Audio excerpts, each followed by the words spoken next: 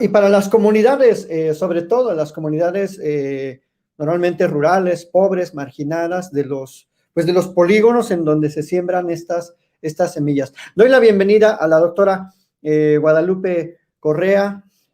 Ella es investigadora de la George Mason University en Washington. Bienvenida, doctora. Buena tarde. Pues estamos aquí con el doctor José Gandarilla analizando el tema, el quid de la cuestión, diríamos, porque pues está en un gran quiebre.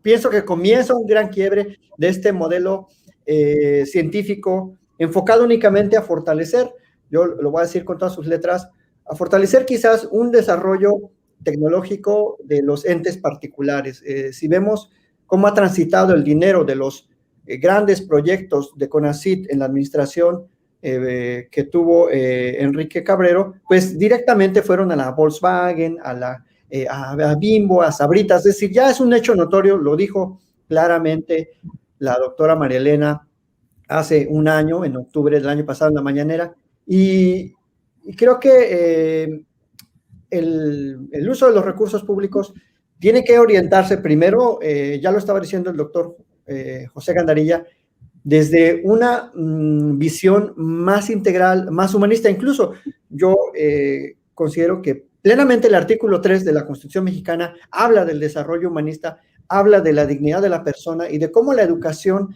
y pues todos los proyectos educativos, por lo menos los del Estado, deben estar enfocados hacia ese desarrollo integral de la sociedad. Entonces, en ese contexto estamos, y bueno, queremos escuchar también tu punto de vista. Tú eres una investigadora, pues ya con muchísima experiencia en los problemas regionales, humanos, y bueno, ¿cuál es tu visión a todo esto, doctora? Claro que sí. Mira, muchas gracias, doctor Gandarilla, doctor Isaac, Isaac de Paz. Me gustaría mucho y muchas gracias por invitarme a hacer una aclaración. Yo no soy miembro del SNI, trabajo en los Estados Unidos, pero mi enfoque es en temas de delincuencia organizada, combate a la corrupción y cuestiones que tienen que ver con la Procuración de Justicia, en México en particular, México y Centroamérica, pero principalmente en México. Y toda mi carrera académica ha estado enfocada en estos temas que son fundamentales para entender el papel de las pandillas, el papel del narcotráfico y pues todos los males que afectan a la seguridad en el país. En este sentido, me interesa mucho este tema y me interesó el tema desde que pude tener un acceso un poco más cercano a la investigación que hacía Ricardo Valderas en relación a este reportaje que ya todos conocemos, La Mafia de la Ciencia. Tenía un acercamiento con él y bueno, me sorprendió la manera en que se integró el expediente y las acusaciones sobre delincuencia organizada. Quiero hacer una apreciación, quiero hacer un comentario con respecto a la apreciación de cómo se utilizaron los recursos, porque desde que se escribieron estos 5 reportajes con todos estos datos por parte de Proyecto Poder y en particular con el reportero Ricardo Valderas, todo se manejó en este sentido. Ok.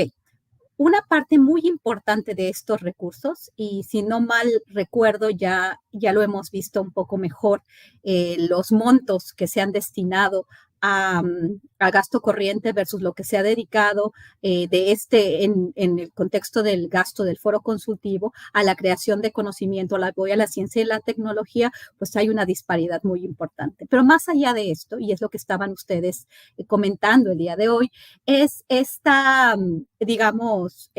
vinculación entre la ciencia y la tecnología y las empresas que ya por sí mismo, por el gran negocio que tienen, pueden pues incrementar sus negocios y además viven del erario porque viven de los apoyos que les ha dado el gobierno y más a través por ejemplo, de los apoyos del CONACYT. Se hace esta vinculación perversa, ¿no?, entre las empresas más importantes, entre Monsanto, Grupo México, y este apoyo a la ciencia para beneficiar sus intereses, no los intereses del país, porque aquí hay una cuestión muy importante. ¿Qué son los transgénicos? Y los proyectos de Monsanto van ¿en qué camino van? ¿En qué camino van los agrotóxicos? Porque también no solamente estamos hablando de transgénicos, estamos hablando de agrotóxicos y estamos hablando de contaminación que se ha realizado y que ya ha estado probada. Entonces, no solamente en México, sino en el mundo. ¿Qué ha pasado con pasta de conchos? ¿Qué ha pasado con el papel de Grupo México? La minería en el país en manos de muy poca gente. Entonces, de alguna forma, aquí hay como varios temas que se deberían de poner en la mesa, que también van en parte en un grupo que se benefició aparentemente, porque se tiene que hacer la investigación, y creo que se tiene que hacer una investigación con relación a estos recursos, cómo se gastaron, porque se dice, bueno, no son ilegales. Bueno, no son ilegales, cómo entraron quizás, ¿no? Pero sí cómo se gastaron. Se tendría que hacer una investigación. Entonces, este asunto del foro consultivo es extremadamente importante porque pone en la mesa pues muchos temas, ¿no? El tema que ustedes estaban manejando con relación a este modelo de este grupo que se benefició de premios, como se hace en muchas partes del mundo. Mucha gente dice, ¿pero qué tiene? Si la ciencia y la tecnología, y el gobierno pues ha apoyado, no nada más en México, sino en otros países, proyectos que benefician a las empresas multinacionales, a las empresas transnacionales, que no necesariamente son buenas para el país, ¿no? Pero esto no nada más no es ético, es de alguna forma, si los recursos están canalizados para la ciencia y la tecnología, no están canalizados para beneficiar intereses particulares. Entonces, yo creo que habría que esperar, ¿no?, cómo corren estas investigaciones. Por el otro lado, desafortunadamente, la Procuración de Justicia en México tiene muchísimas limitaciones, muchas áreas, las que debemos de poner también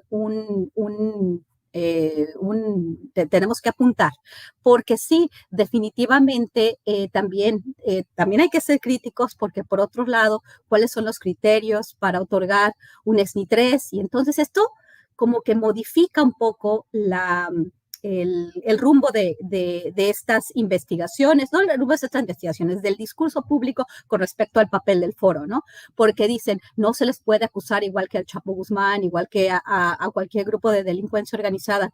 Yo estudio esos grupos y definitivamente, pues ellos no han asesinado, mutilado, pero bueno, hay definiciones sobre delincuencia organizada y esta acusación está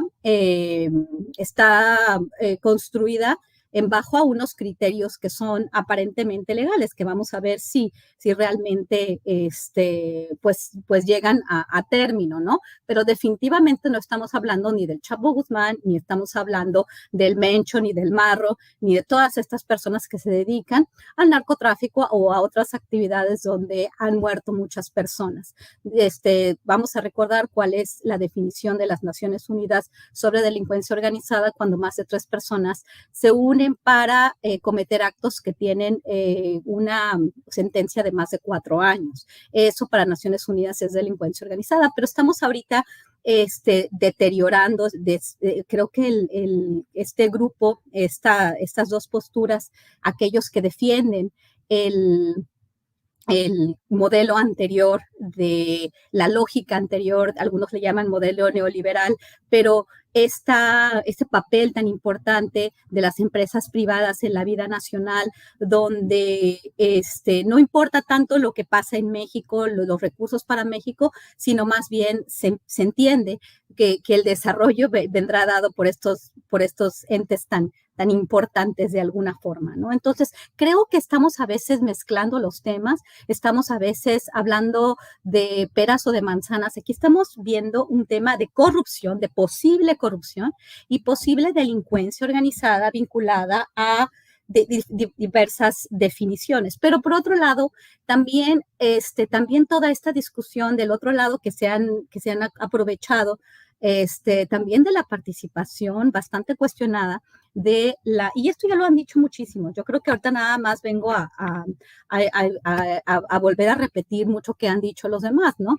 Obviamente, el otro grupo, el grupo que está defendiendo al foro y todo lo que implica estar atrás del foro, porque no solamente es una defensa del foro, sino un grupo de personajes que se han beneficiado de esta relación, como se había dicho anteriormente, con el sector privado y con grupos de poder muy importantes, poder político y poder económico. Y entonces, bueno, el papel de la fiscalía sí pues se ha dado mucho que desear, porque entonces se puede conseguir se puede hacer un símil con relación a lo que pasó, por ejemplo, en el caso de los Lozoya Austin, ¿no? Que con los Lozoya Austin no se les llama, no se construye el caso como delincuencia organizada cuando un grupo muy importante, no solamente los Lozoya Austin, toda su camarilla, también se unió para cometer actos que muy probablemente vayan a derivar en 4 años más de cárcel, mucho más, de manera mucho más directa que la cuestión del foro. Quizás la cuestión del foro ni siquiera va a llegar a esos niveles, ¿no? ¿Por qué? Porque se tienen que presentar las pruebas y vamos a ver si realmente podría construirse un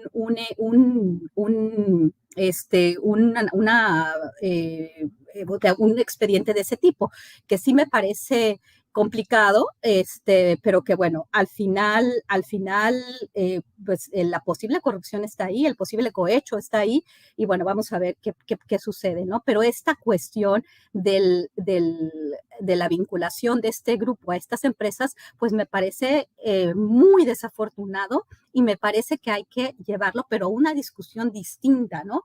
Porque todo se pone en la misma canasta y desafortunadamente no estamos analizando las cuestiones como se deben, en los foros como se deben. Pareciera ser que somos un país completamente dividido entre los que están clamando para volver a un modelo anterior que a todas luces generó grandes desigualdades, generó mucha corrupción, y un modelo que todavía está desarrollándose, pero que también muestra bastantes limitaciones. Entonces, ¿hacia dónde queremos llegar?